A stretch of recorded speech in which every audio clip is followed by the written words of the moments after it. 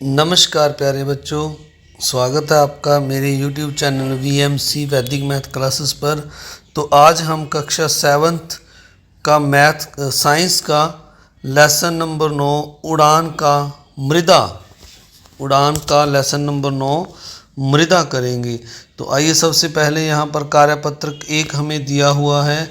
यहाँ लिखा हुआ है, नीचे दिए गए चित्रों को ध्यानपूर्वक देखें और चर्चा करें कि तेज बारिश होने पर कहाँ से अधिक मिट्टी के साथ बहकर आएगी और क्यों। तो यहाँ पर हमें 3 चित्र दिए गए हैं, घना जंगल, मरुस्थल और घास का मैदान। तो हमसे ये पूछा गया है कि तेज बारिश होने पर कहाँ से मिट्टी सबसे अधिक बहेगी और क्यों। तो प्यारे बच्चों, ये जो मरुस्थल है यहाँ से मिट्टी अधिक बहेगी जब तेज़ बारिश होगी। तो ख में हम लिखेंगे, यहाँ जो ख है ये हम लिखेंगे, इसका उत्तर है मरुस्थल से। क्योंकि प्यारे बच्चों, ये जो पेड़ पौधे होते हैं, जहाँ घास होती है, इसकी जो जड़ें हैं वो मिट्टी को अपने साथ बांधे रखती हैं, परंतु यहाँ रेगिस्तान में कोई पेड़ पौधा नहीं है, तो यहाँ से मिट्टी अधिक बहेगी। तो हम इसका लिख देंगे, क्योंकि मिट्टी को रोकने के लिए घास या पेड़ पौधे नहीं हैं, क्योंकि उनकी जड़ें हैं जो उसको मिट्टी को अपने साथ बांधे रखती हैं। इस तरह क्वेश्चन नंबर 2 है, इस तरह से होने वाले मिट्टी के बहाव को डैश कहते हैं। तो इस तरह जो मिट्टी बहकर तेज बारिश या हवा के साथ या आंधी के साथ चली जाती है, तो इसे हम अपर्दन या भूमि कटाव कहते हैं। अब अगला क्वेश्चन है इसमें लिखा हुआ है, इसका क्या क्या नुकसान है।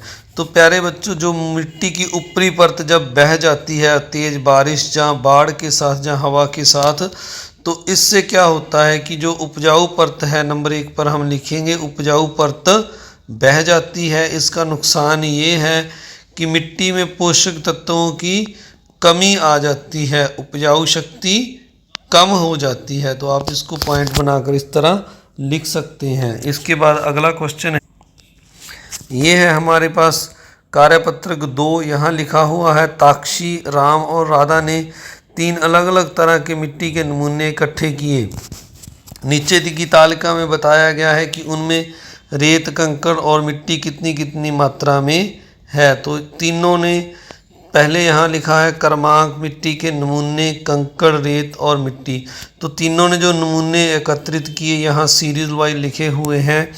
पहले ताक्षी द्वारा लिखा हुआ है, जो मिट्टी इकट्ठी की उसमें कंकड़ कम है और रेत ज़्यादा है, तो मिट्टी भी इसमें ज़्यादा है। तो इस प्रकार की मिट्टी को हम दोमट मिट्टी कहते हैं। दूसरा लिखा हुआ है, जिसमें कंकड़ ज़्यादा हो, रेत ज़्यादा हो और मिट्टी कम हो, तो उसको हम बलुई मृदा कहते हैं। तीसरा है राधा द्वारा एकत्रित, जिसमें कंकड़ भी कम है और रेत भी कम है। तो दोनों चीज़ें कम हैं पर मिट्टी इसमें ज़्यादा है, तो इसको हम चिकनी मिट्टी कहते हैं।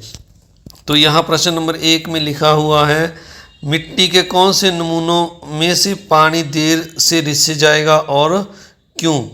तो राम के द्वारा जो एकत्रित मिट्टी के नमूने हैं, उनमें से पानी देर से रिसेगा, क्योंकि इसमें कंकड़ और रेत ज़्यादा हैं। तो प्यारे बच्चों, ये जो 2 नंबर पर लिखा हुआ है राम, इसकी जो मिट्टी है इसमें रेत ज़्यादा होने के कारण ये जो पानी है इसमें से देर से रिसेगा, इसीलिए हमने राम का यहाँ पर लिखा है। तो अगला क्वेश्चन नंबर 6 है इसी कार्यपत्र का, अगर ताक्षी, राम और राधा मिलकर मिट्टी का मटका बनाना चाहें तो कौन सी मिट्टी के नमूने से अच्छे बनेंगे मिट्टी के जो गढ़े हैं। प्यारे बच्चों, अगर हम यहाँ पर देखें, जो हमें मिट्टी के नमूने दिए गए हैं, पीछे हम एक बार आपको लेके चलते हैं।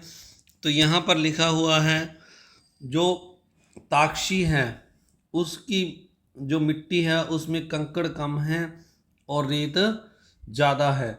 दूसरा राम का जो है, इसमें लिखा हुआ है कंकड़ ज़्यादा हैं और रेत भी ज़्यादा है। तीसरा जो है राधा का, इसमें रेत भी कम है और कंकड़ भी कम है। तो आइए हम इसको समझने की कोशिश करते हैं। जो मिट्टी से घड़े बनते हैं उसके लिए हमें जो है मिट्टी और कंकड़, मिट्टी में जो है रेत और कंकड़ कम होने चाहिए। तो यहाँ हम लिखेंगे राधा द्वारा एकत्रित मिट्टी के नमूने से, क्योंकि उसमें रेत और कंकड़ कम है।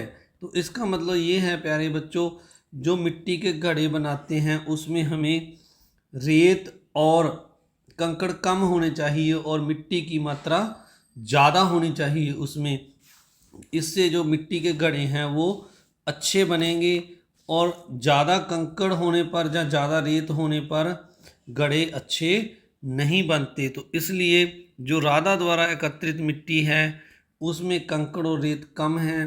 तो इसका जो आंसर है हम ये लिख देंगे कि राधा द्वारा जो घड़े मिट्टी है उससे अच्छे घड़े बनेंगे। इसके बाद हमारा कार्यपत्रक नंबर 3 है। इसमें हमें यहाँ पर लिखा हुआ है कणों और शैल कणों और ह्यूमस का मिश्रण मृदा कहलाता है। यानी कणों और ह्यूमस का मिश्रण मृदा कहलाता है। जीवाणु जैसे बैक्टीरिया, पादप मूल और केंचुए जैसे जीव भी मृदा के महत्वपूर्ण अंग होते हैं। तो आगे लिखा हुआ है मृदा को उसमें पाए जाने वाले विभिन्न अमापों के कणों के अनुपात के आधार पर बलुई, दुमटी और मृण्मय के रूप में वर्गीकृत कीजिए। तो प्यारे बच्चों, ये जहाँ पर जो शैलकर और ह्यूमस लिखा हुआ है ये मिलके मृदा बनाते हैं। इसमें इसके अलावा इसमें छोटे छोटे बैक्टीरिया, पादप मूल, पौधे जो मृदा में गल सड़ जाते हैं और केंचुए जैसे जीव हैं वो भी इसका अंग होते हैं। तो इसके आधार पर हमने निम्न प्रश्नों के उत्तर देने हैं। तो सबसे पहले यहाँ पर लिखा हुआ है किस मृदा के कण सबसे बड़े और किस मृदा के कण सबसे छोटे होते हैं। तो सबसे बड़े कण प्यारे बच्चों बलुई मृदा में होते हैं, इसमें बड़े बड़े डले होते हैं। तो जो सबसे छोटे कण हैं वो मृण्मय मृदा में होते हैं, इसमें बिल्कुल बारीक कण होते हैं। अगला लिखा हुआ है क्वेश्चन नंबर 2 में लिखा हुआ है किस मृदा के कणों में रिक्त स्थान ज़्यादा होता है। तो जैसे हमने यहाँ बात की बलुई मृदा में कण बड़े बड़े होते हैं तो इनके बीच में रिक्त स्थान होता है पानी और हवा को क्रॉसिंग के लिए।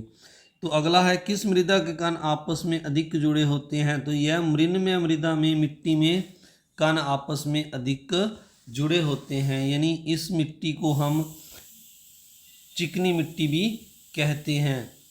क्वेश्चन नंबर 4 है किस मृदा में जल धारण क्षमता अधिक होती है। तो वो मृण्मय यानी चिकनी मिट्टी, इसे चिकनी भी कहते हैं। तो इस मिट्टी में जल धारण की क्षमता अधिक होती है। तो आप सभी का इस वीडियो को देखने के लिए बहुत बहुत धन्यवाद। ये आपका लेसन नंबर 9 कंप्लीट हुआ है मृदा विज्ञान का। मिलते हैं अगली वीडियो में। आप सभी से एक रिक्वेस्ट कि आपने इस वीडियो को ज़्यादा से ज़्यादा लाइक करना है, शेयर करना है। अगर आप चैनल पर नए हैं तो आपने चैनल को सब्सक्राइब भी ज़रूर करना है। Thank you very much.